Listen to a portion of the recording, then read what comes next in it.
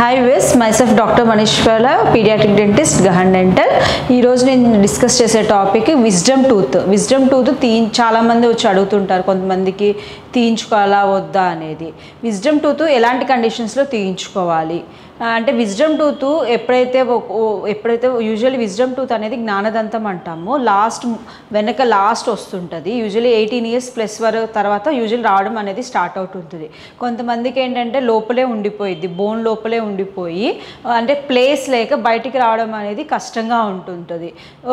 అలాంటి కేసెస్లో ఏమైందంటే అది లోపలే రొటేట్ అయిపోయి ఉంటుంది, అది పక్కకు కానీ లేదంటే హారిజాంటల్గా కానీ పక్కకే రొటేట్ అయిపోయి ఎప్పుడైతే పక్క పన్నుని టచ్ చేసి దాన్ని డ్యామేజ్ చేస్తుంది, అలాంటి కేసెస్లో కనుక మాత్రం విజ్డమ్ టూత్ కంపల్సరీ తీయించుకోవాలి. ఎందుకంటే పక్క టూత్ని కూడా డ్యామేజ్ చేసేది కాబట్టి.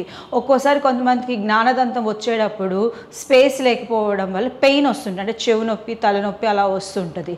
అలాంటి కేసెస్లో కూడా జ్ఞానదంతం అనేది తీయించుకోవాలి. ఇంకొకటి, కొంతమందికి జ్ఞానదంతం కరెక్ట్గా పొజిషన్లోనే వస్తుంటుంది, అలాంటి కేసెస్లో తీయించుకోవాల్సిన అవసరం లేదు.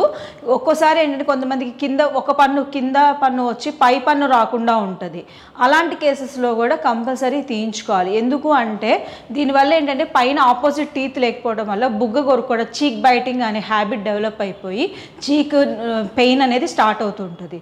సో అలాంటి కేసెస్లో కూడా కంపల్సరీ విజ్డమ్ టూత్ తీయించుకోవాల్సి వస్తుంది.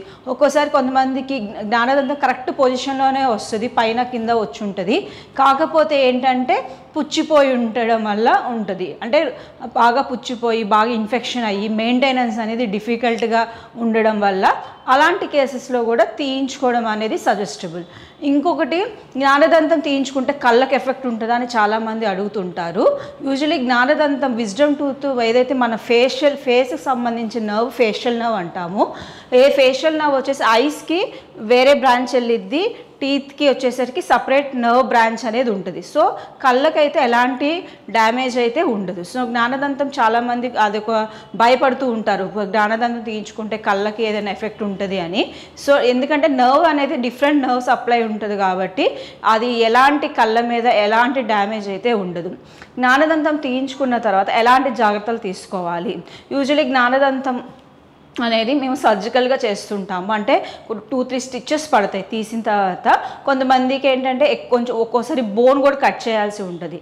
అలాంటి కేసెస్లో అంటే మైల్డ్ స్వెల్లింగ్ వస్తుంటుంది కొంతమందికి.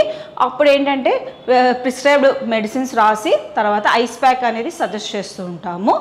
At the same time soft diet అనేది సజెస్ట్ చేస్తుంటాం. కొంతమంది మెయింటెనెన్స్ అంటే నోరు తెరవలేకపోతూ ఉంటారు జ్ఞానదంతం తీయించుకున్న తర్వాత.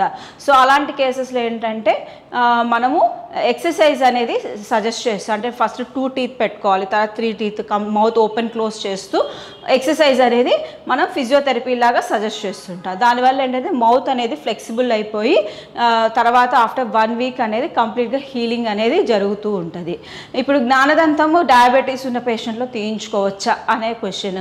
డయాబెటీస్ పేషెంట్స్లో కానీ ఎలాంటి పేషెంట్స్లో అయినా సరే ఎప్పుడైతే కంట్రోల్డ్గా ఉంటే 100% తీయించుకోవచ్చు, దానివల్ల ఎలాంటి ప్రాబ్లం ఉండదు. సో జ్ఞానదంతం అనేది ఓన్లీ నేను చెప్పిన ఇన్స్ట్రక్షన్స్ ఎలాంటి కేసెస్లో తీయించుకోవాలని చెప్పాను కదా, దాన్ని బట్టి తీయించుకుంటే ఎలాంటి ప్రాబ్లం ఉండదు. Thank you.